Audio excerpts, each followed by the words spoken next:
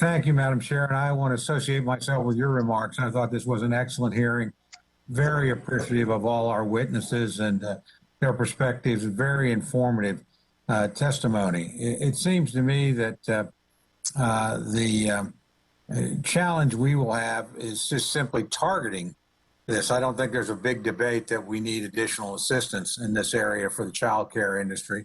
There's obviously what's the right mix for getting our schools reopened, what's the right mix for making sure that people that want to send their kids to supervised daycare and with quality so that they know their children are not only being looked after but are having the opportunity to grow. And finally, and we didn't talk about this too much, but you know, a piece of this to me is homeschooling or making you know, parents that want to be able to stay at home, something that Ms. Stevens talked about. And there's evidently a difference with different socioeconomic groups as to how they view that. We didn't really get into that, but that's an important thing for us to consider as well.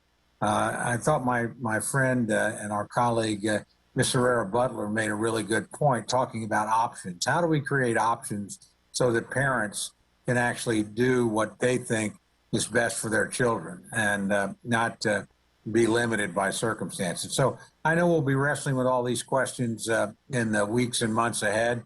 There's never enough resources, and that makes targeting, I think, all that much more important. But again, I just want to thank you for the hearing. I think it's a really important topic, and I want to thank all of our witnesses, and I certainly want to thank our members. I think you could tell by how engaged everybody was. This is a real live issue for all of us because we hear about it at the grocery store or at church or at the civic club. I mean, this is very much on the minds of the people that we're privileged to represent. So again, thanks to you and thanks to our witnesses for giving us a really spirited discussion and I think a good look at a really important problem. Yield back.